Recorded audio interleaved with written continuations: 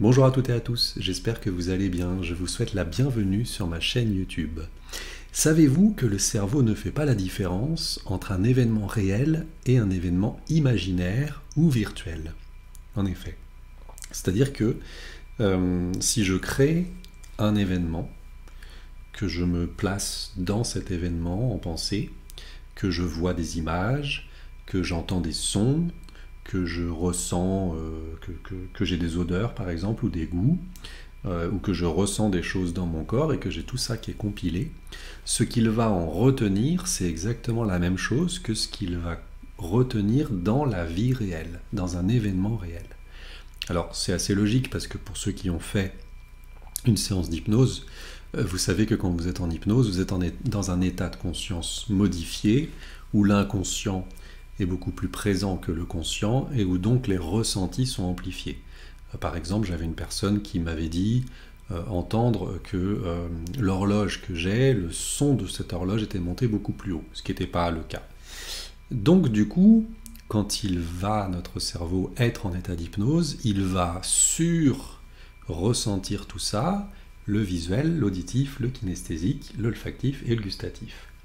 Autre exemple, quelqu'un qui vient en hypnose, que j'emmène dans un endroit, dans une grotte par exemple, pour résoudre un problème, et la grotte est assimilée au froid, et du coup la personne ressent du froid alors qu'il ne fait pas plus froid dans la salle.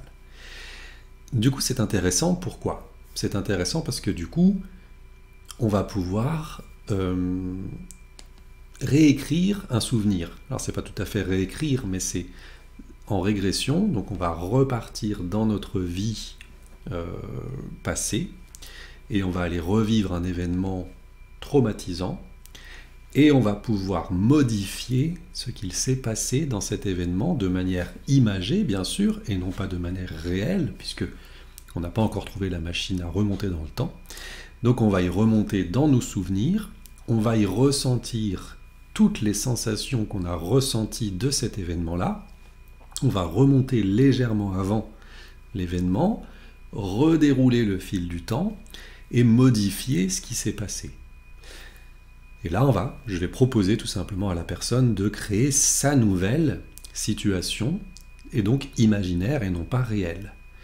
Je ne sais pas, je vais vous prendre un exemple d'une agression par exemple. Je me suis fait agresser dans la rue, quelqu'un m'a attrapé le bras, m'a tiré et m'a volé ma montre. Et bien d'un seul coup, je vais revenir dans ce moment passé, un peu avant, je vais commencer à dérouler, sauf que au lieu qu'il arrive à m'attraper et à tirer ma montre, et bien en fait, d'un seul coup, je vais imaginer que mon bras est devenu très fin et qu'il est passé tout simplement comme ça, et qu'en plus il y a du savon dessus, donc du coup la main de la personne a glissé, et qu'en plus cette personne, voilà, glisse sur la route et tombe. Et du coup, mon cerveau va enregistrer ces nouvelles informations où je m'en suis sorti, où je n'ai pas vécu l'agression. Et du coup, on va modifier les émotions qui y sont affectées. On va, entre parenthèses, créer un nouveau chemin dans ce champ temporel où maintenant, avant j'avais un chemin qui était là, et là je vais créer un chemin annexe qui part vers la droite. Et ma nouvelle référence va être ce chemin annexe vers la droite. Le restant de ma vie, bien sûr, se déroulera de la même manière, sauf que je n'aurai pas intégré ça comme quelque chose de dangereux. Et du coup, par exemple, je n'aurai plus peur quand je me baladerai dans la rue le soir que l'on puisse m'agresser. Puisque dans mon cerveau, encore une fois, mon inconscient et mon conscient auront ancré de nouvelles références. Donc voilà un exemple, par exemple, de ce qu'on peut faire.